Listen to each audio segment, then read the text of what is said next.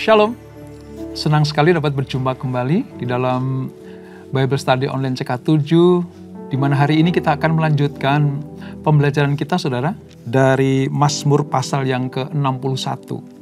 Nah, Mazmur 61 ini ditulis langsung oleh Daud, Raja kedua Israel, yang betul-betul diurapi Tuhan untuk memimpin bangsa Israel. Kalau saudara teliti dengan baik bahwa tugas Daud sebagai Raja Israel itu sebenarnya memiliki tugas ganda. Yang pertama memang sebagai raja, tetapi yang kedua adalah sebagai gembala.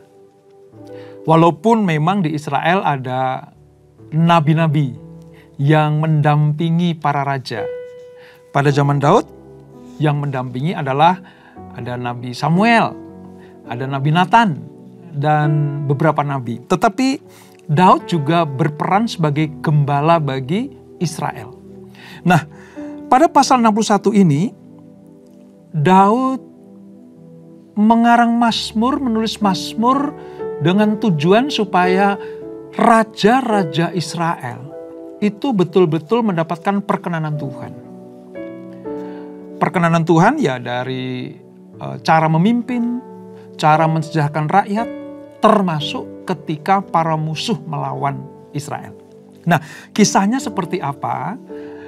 Doa bagi Raja Israel ini, sebelum kita baca, kita renungkan, mari kita datang kepada Tuhan.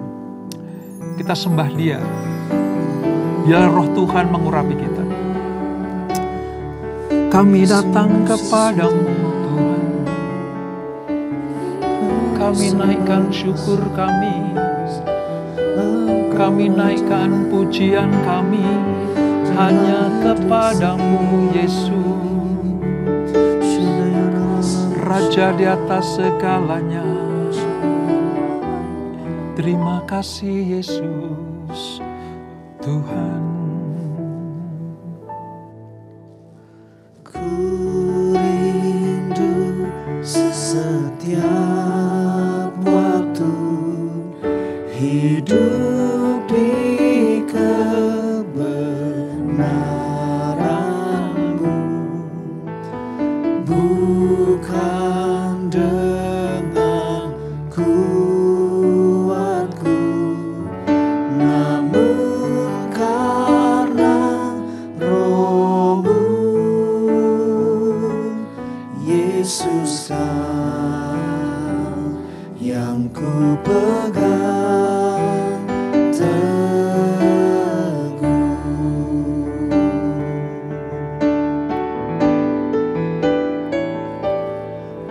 Engkaulah Tuhan, Engkaulah Raja, berdaulat atas hidupku, ku berserah penuh. Amin. Amin Yesus. Ku rindu setiap waktu hidup di kebenaran-Mu, bukan dengan kuatku, namun karena Roh-Mu.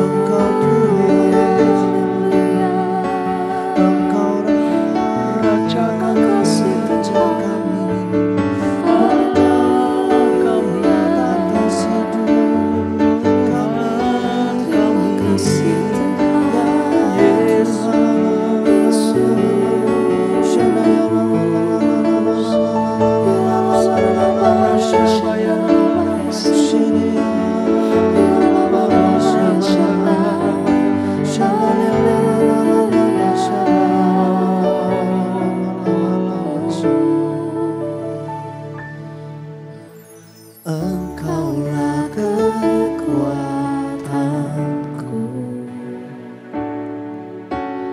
tempat perlindunganku saat badai menerpa. Aku tak akan goyah, aku tak akan goyah, sebab Kau sertaku.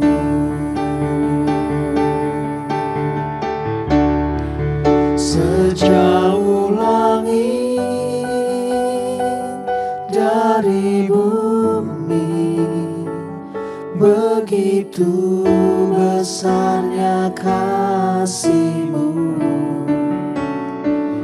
Penuhi hati kami yang rindu menyembah-Mu. Yesus, sejauh langit dari bumi, begitu besarnya kasih-Mu.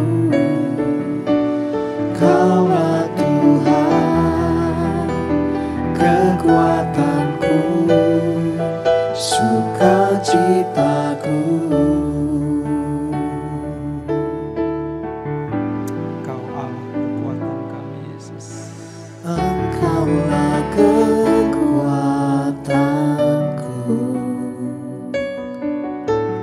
tempat perlindunganku saat badai menerpa.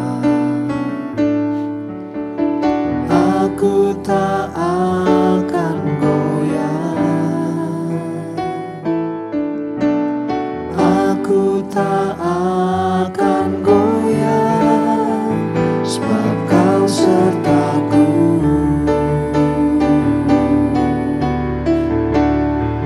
Sejauh langit dari bumi, begitu besarnya kasih-Mu. Penuhi hati kami yang rindu menyembah-Mu. Yesus, sejauh langit dari bumi, begitu besarnya kasih-Mu. Kaulah Tuhan, kekuatanku, sukacitaku.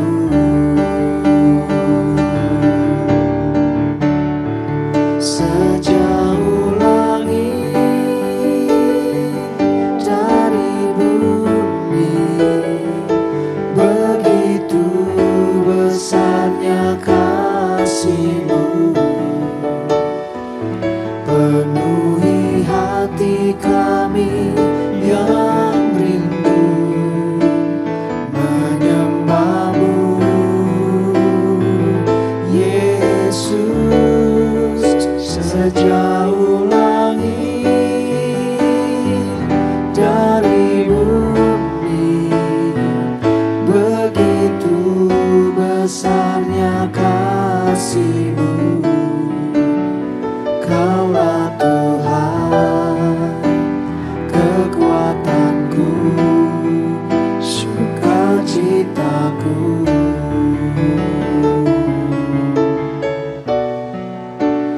Kaulah Tuhan, kekuatanku, sukacitaku.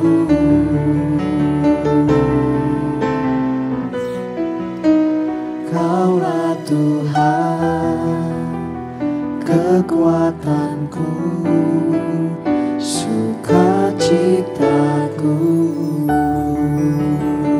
Amin. satu-satunya Allah sukacita kami. Hanya Engkau Tuhan sumber kemurahan dan kemuliaan bagi kami. Engkaulah satu-satunya Allah penolong bagi kami ya Tuhan. Hanya satu Tuhan, Raja dan Allah kami, yaitu Yesus Kristus. Yang kami sembah, kami puji, kami agung-agungkan. Sebentar kami akan melanjutkan pembelajaran kami. Urapi kami Tuhan, supaya kami mengerti apa maksud-maksud Tuhan lewat firman-Mu. Dan demikian kami disebut sebagai orang-orang yang setia melakukan segala perintah dan hukum-Mu. Terima kasih Bapa, urapi kami semuanya. Dalam nama Yesus, mari yang siap belajar firman Tuhan. Sama-sama kita katakan, amin. Kita akan membaca dari Mazmur 61 saudara. Di perjanjian lama halaman sekitar 613. Judul perikopnya adalah doa untuk raja. Kita baca demikian firman Tuhan. Untuk pemimpin biduan dengan permainan kecapi dari Daud. Dengarkanlah kiranya seruanku ya Allah, perhatikanlah doaku. Dari ujung bumi aku berseru kepadamu, karena hatiku lemah lesu. Tuntunlah aku ke gunung batu yang terlalu tinggi bagiku. Sungguh, Engkau telah menjadi tempat perlindunganku, menara yang kuat terhadap musuh. Biarlah aku menumpang di dalam kemah-Mu untuk selama-lamanya. Biarlah aku berlindung dalam naungan sayap-Mu. Sungguh, Engkau ya Allah telah mendengarkan nazarku, telah memenuhi permintaan orang-orang yang takut akan nama-Mu. Tambahilah umur raja, tahun-tahun hidupnya kiranya sampai turun-temurun. Kiranya ia bersemayam di hadapan Allah selama-lamanya. Titahkanlah kasih setia dan kebenaran menjaga dia. Maka aku hendak memasurkan nama-Mu untuk selamanya. Sedang aku membayar nasarku hari demi hari. Nah saudara, Mazmur ini memang ditulis oleh Raja Daud. Raja yang sangat berkenan kepada Tuhan. Mazmur ini diberikan Daud kepada pemimpin biduan. Tujuannya apa? Supaya dalam setiap upacara-upacara, entah itu keagamaan, entah itu upacara ucapan syukur, atau merayakan hari-hari raya, juga kebaktian-kebaktian ibadah sembahyang di bait Allah pada nantinya, itu Mazmur ini diucapkan. Sebagai apa? Sebagai permohonan kepada Tuhan untuk Raja Israel. Jadi bukan hanya untuk Daud saja. Raja yang akan memerintah Israel oleh para rakyatnya, para imamnya, para petugas di bait Allah, itu dipanjatkan doa bagi raja-raja ini. Bahkan nanti saudara, sampai dengan turunnya Mesias. Karena apa? Karena Israel pada waktu itu adalah bentuknya kerajaan. Oleh sebab itu pemimpin tertingginya adalah raja yang didampingi oleh para imam. Supaya apa? Supaya untuk mengurusi tentang kerajaannya itu tidak melenceng dari kehendak Allah. Sebab apa? Sebab Israel adalah bangsa pilihan Tuhan. Bangsa pilihan Tuhan, imamat yang rajani, bangsa yang kudus, umat kepunyaan Allah. Itu berbeda dengan raja-raja di tetangganya, raja-raja di sekelilingnya. Israel sekalipun berupa kerajaan, tetapi mereka tidak bisa lepas dari Tuhan Allah, yaitu Allah Abraham, Ishak dan Yakub, yang memilih, menentukan, memanggil mereka.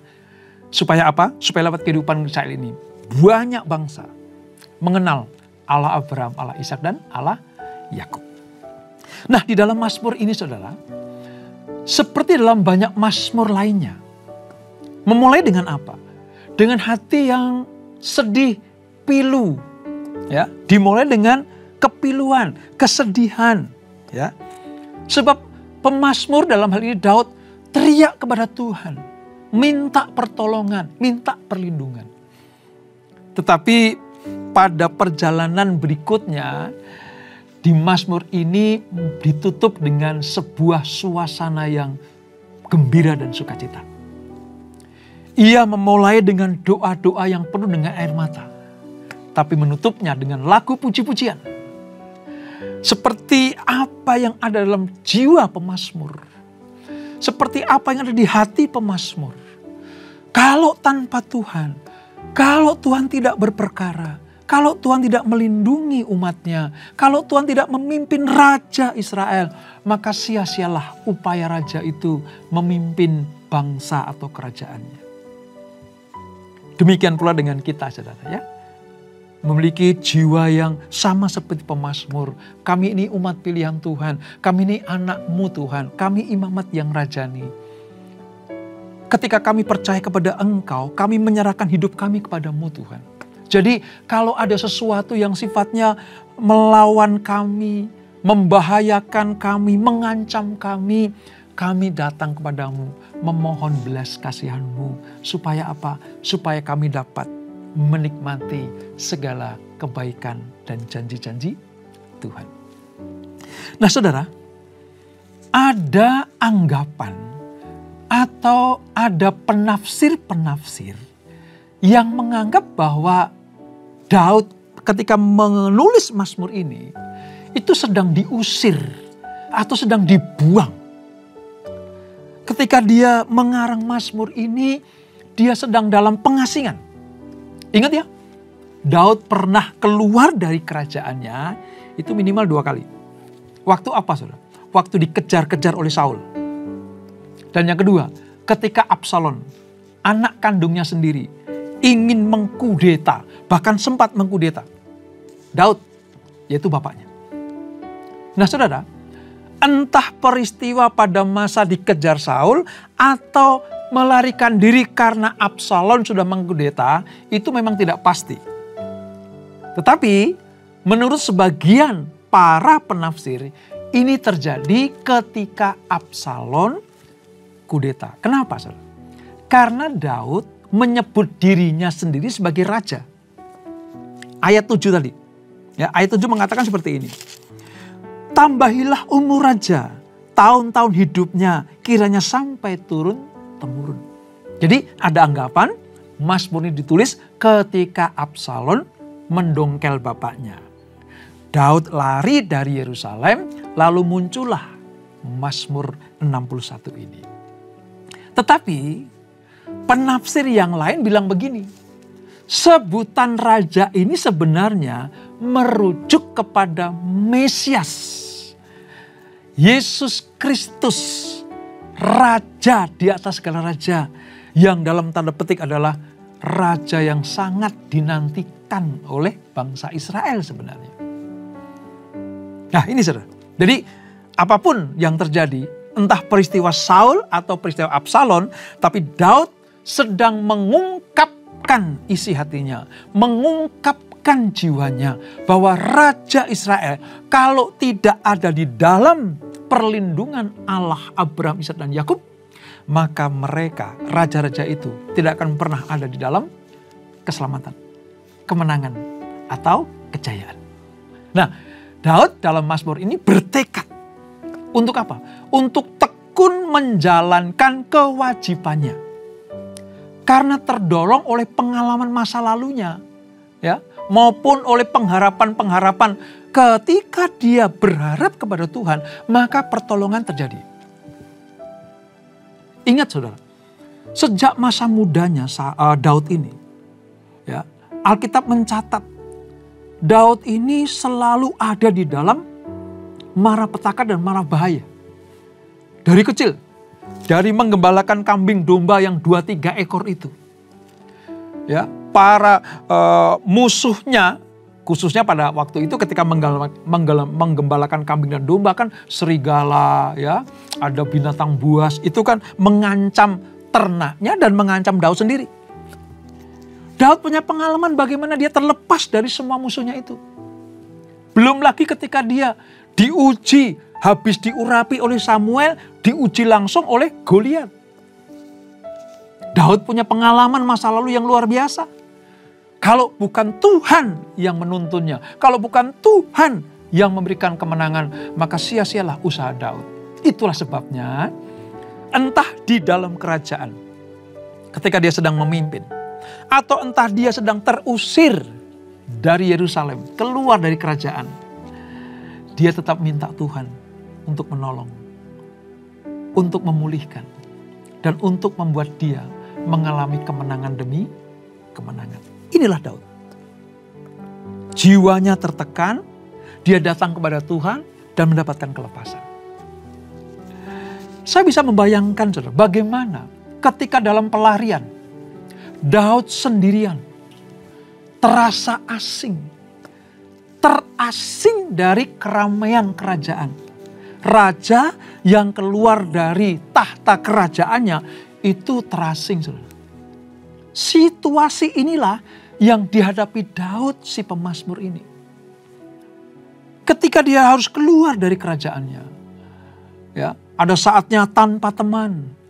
Ya, walaupun ada beberapa orang yang mengikutinya, tetapi jiwanya, hatinya itu merasa dalam kesendirian. Ketika ia ada di pegunungan yang berbatu-batu, di En-Gedi, di tempat-tempat yang tandus, ya, dia merasa kesepian, dirinya lemah lesu. Ayat 3 menyatakan, lemah lesu, saudara. Dari ujung bumi aku berseru kepadamu karena hatiku lemah lesu. Ujung bumi di sini mengandung arti jauh dari Yerusalem, jauh dari kerajaannya, jauh dari tempat ibadahnya. Dia berseru, kalau posisi seperti ini Tuhan, kemanakah aku harus pergi kalau bukan kepadamu? Siapakah yang bisa untuk diajak bercakap-cakap, berkeluh kesah selain Engkau? Makanya Daud menguatkan hatinya. Ia berseru kepada Tuhan, sang gunung batu. Ia minta Allah memberikan perhatian pada doa-doanya. Pola yang sama, saudara. Tuhan izinkan supaya anak-anaknya, termasuk pada generasi perjanjian baru, generasi kita ini, jika Allah mengizinkan kita mengalami penderitaan, jika Tuhan mengizinkan kita diuji olehnya, atau bahkan mungkin dicobai oleh iblis, seperti yang dialami Ayub, satu-satunya tempat perlindungan, gunung batu keselamatan kita, hanyalah Tuhan Yesus. Ini mazmur berupa nubuatan juga. Tadi saya katakan, bagaimana Daud berdoa untuk raja-raja Israel berikutnya, sampai nanti kepada Tuhan Yesus Kristus. Ini luar biasa, saudara. Kalau kita sering membaca mazmur Daud, kita bisa mengerti isi hati Raja satu ini, saudara. Itu sangat-sangat luar biasa. Pantesan Tuhan suka sekali dengan Daud. Pantesan Tuhan mengatakan, aku telah menemukan Daud bin Isai, seorang yang berkenan kepadaku. Hatinya yang berkenan kepada Tuhan. Nah, di dalam keluh kesahnya, di dalam seruan kepada Tuhan, Daud itu mengharapkan Allah menjadi tempat perlindungan. Sebab karena Daud menganggap satu-satunya yang bisa menolong cuma Tuhan. Dialah gunung batu, menara yang kuat. Tadi disebutkan dalam ayat 3 dan 4. Ya. Daud menjadikan Allah bukannya sebagai Tuhannya yang harus disembah, tapi dia juga menjadikan tempat perlindungan, tempat yang aman bagi pelariannya, bagi pengasingannya, bahkan ketika sedang menantikan jawaban atas penyelesaian masalahnya. Kerinduan akan perlindungan Allah ini dilandaskan atas iman dan percayanya Daud kepada Tuhan. Yang dirindukan cuma satu, sedekat mungkin dengan Allah. Sedekat mungkin dengan Tuhan. Ya, aku jauh dari kerajaan. Ya, aku lari dari Yerusalem, pusat pemerintahan dan pusat keagamaan bagi bangsa Israel pada waktu itu. Tetapi dimanapun aku berada, kemanapun aku harus keluar dari bangsaku, aku harus melangkah keluar dari negeriku, Allah tidak pernah meninggalkan aku. Bukankah itu yang harus kita lakukan juga? Di tempat pengasingan, ketika Tuhan sedang memproses kita, kita sedang sepertinya sendiri, ya, diasingkan, sedang diuji, dididik Tuhan. Kita pastikan, dimanapun kita berada, dimanapun kita ditempatkan, dimanapun Allah menempatkan kita, Dia tidak pernah meninggalkan kita.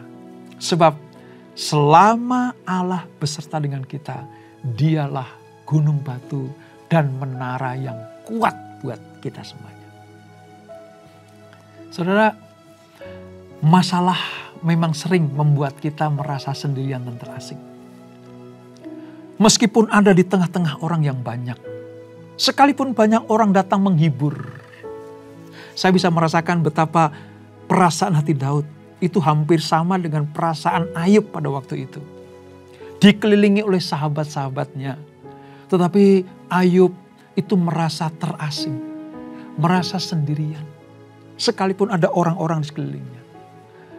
Kadang perasaan seperti itu, peristiwa seperti itu juga kita alami, saudara. Ketika kita menghadapi masalah, seakan-akan tidak ada teman yang berbagi. Bahkan mungkin banyak sahabat yang menjauh. Orang terdekat pun kadang tidak memahami apa yang sedang kita alami. Bahkan orang terdekat. Kalau mungkin ya, saudara suami dari seorang istri, mungkin istrimu bisa saja tidak mengerti masalah kita. Atau suamimu tidak peduli akan masalahmu. Teman-teman komunitasmu, teman-teman pelayananmu, teman-teman kantormu, orang-orang sekelilingmu mungkin sangat tidak peduli dengan keadaanmu. Ada kabar baik buat kita semuanya. Satu-satunya pribadi yang tidak pernah meninggalkan anak-anaknya adalah Tuhan. Seperti Daud menjadikan Tuhan sebagai gunung batu dan menara perlindungan, biarlah kita juga meneladani Daud bagaimana kalau mendapatkan masalah. Satu-satunya jalan keluar hanya di dalam Tuhan. Sebagai orang percaya, anak-anak Tuhan, kita dapat dengan yakin memohon kelepasan dari Tuhan. Pertanyaannya begini, saudara.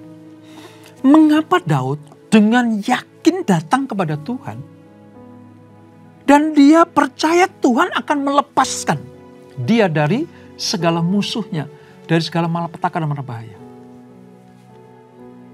Daud melakukan hal itu karena dia yakin dia adalah pilihan Tuhan.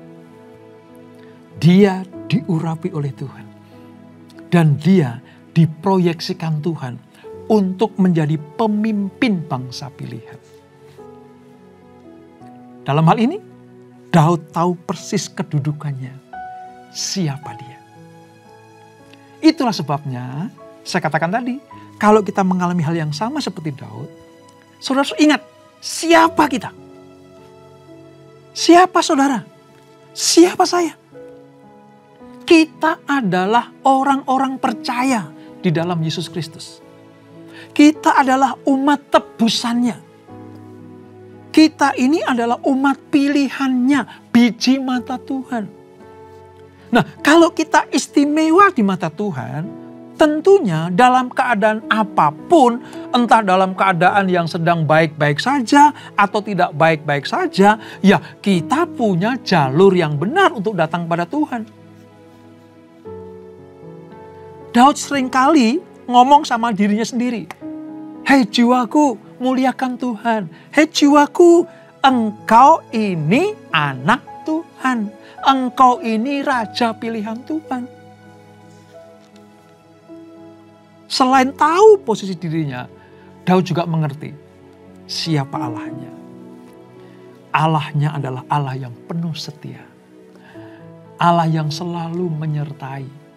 Entah di kerajaan maupun dalam pelarian, Allah tidak pernah meninggalkan Daud. Demikian pula dengan kita.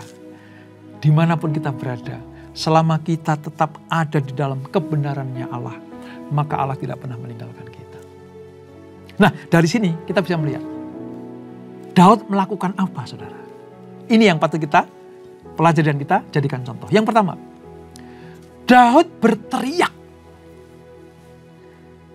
Kata berteriak di sini artinya berseru. Ini sebagai ungkapan dari lubuk hatinya yang paling dalam bahwa ia memerlukan pertolongan Tuhan. Dia berteriak. Dimanapun dia berada, Allah sanggup menolongnya. Makanya teriakan, ya, seruan, ungkapan hatinya, ya, keluh kesah jiwanya itu diarahkan kepada Tuhan. Kata berteriak artinya hanya kepada Tuhanlah diperdengarkan suasana hatinya. Itulah yang harus kita lakukan. Hanya kepada Tuhan. Saudara boleh datang ke konselor. Saudara boleh, ya, bercerita kepada orang-orang yang saudara percayai. Tapi pastikan saudara teriak sama Tuhan. Posisi saudara sama seperti Daud. Umat perjanjian. Imamat yang rajani. Yang pertama berteriak. Yang kedua, Daud bersukacita karena Allah telah mendengarkan doanya. Wah, ini penting. Ini penting, saudara. Selain teriakan, Daud punya iman Allah telah mendengar doanya. Nah, nanti pembuktian Allah tentang doa yang dijawab, ya, doa Daud yang dijawab adalah Allah membuktikan bahwa ia adalah tempat pelindungan yang paling aman dari musuh-musuh orang yang takut akan dia. Ini ayat 4 sampai ayat yang ke-8. Jadi yang pertama dia berteriak, yang kedua Daud bersukacita karena imannya Allah pasti mendengarkan. Dan yang ketiga, Daud berjanji untuk selalu memuji Allah setiap hari. Bahkan dalam waktu senang maupun susah. Tadi ayat 8, ayat 9. Maka aku hendak memasmurkan namamu untuk selama-lamanya. Sedang aku membayar nasarku hari demi hari. Artinya tidak ada waktu yang terlewatkan dari Daud tanpa memuji Allah. Hasilnya apa sih, saudara? Hasilnya ketakutan Daud, ya, kekhawatiran Daud akhirnya diubah menjadi puji-pujian yang memuliakan Tuhan seumur hidupnya. Makanya tadi saya bilang, dari awal tentang keluh kesah isinya. Tapi pada akhirnya adalah hormat, pujian, kemuliaan bagi Tuhan. Saya tutup dengan sebuah statement seperti ini, saudara. Tuhan tidak pernah mengecewakan orang yang takut akan Dia. Dan semuanya itu untuk menguji iman kita. Apakah kita percaya kepada Tuhan? Dan pada akhirnya Daud dari pengungsiannya, dari pelayanannya dikembalikan ke tahtanya.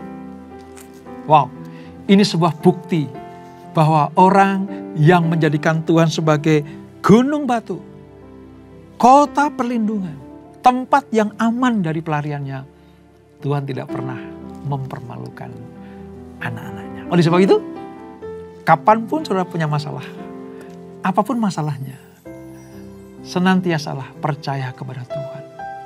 Bergantung penuh kepadanya, maka Allah akan turun menolong, memuliakan kita. Dan yang terakhir, tetap memuji Tuhan dalam keadaan apapun. Dan bayar nasarmu jika Tuhan sedang menolong. Dan itulah Mazmur 61. Kita berdoa. Bapak, terima kasih untuk anugerah-Mu. Kami mengerti sekarang bagaimana Daud terlepas dari musuh-musuhnya. Bagaimana Daud dikembalikan ke tahtanya di Yerusalem. Sekalipun dikejar-kejar oleh para musuhnya, termasuk Saul dan Absalom. Allah dijadikan sebagai gunung batu dan kota perlindungan. Itulah sebabnya Daud merasakan pertolongan, anugerah, dan pagar keselamatan Tuhan. Demikianlah kami ya Tuhan. Kami boleh mempelajari Mazmur ini dan mengambil manfaat di dalamnya sebagai rema. Supaya kalau kami mengalami masalah-masalah seperti yang Daud alami, kami datang kepada Allah Yesus Kristus, gunung batu kami, pertolongan yang sungguh buat kami. Terima kasih Bapak. Kalau Daud ditolong Tuhan, kami juga pasti akan ditolong Tuhan. Dan sebelum kami tinggalkan acara ini, kami siapkan hati kami terima berkat yang daripadamu. Kekasih-kekasih Kristus, arahkan hatimu pada Tuhan. Terimalah berkat kasih anugerah dari Allah Bapa yang berlimpah-limpah di dalam anaknya yang tunggal Tuhan Yesus Kristus. Dan persekutuan yang manis dalam Roh Kudus menyertai kita semuanya. Mulai saat ini sampai Maranatha. Yesus datang yang kedua kali menjemput kita semuanya. Bertemu di awan-awan yang permai. Menikmati kemuliaan kekal sampai selama-lamanya. Yang diberkati. Sama-sama kita katakan amin, amin, amin. Tuhan Yesus memberkati.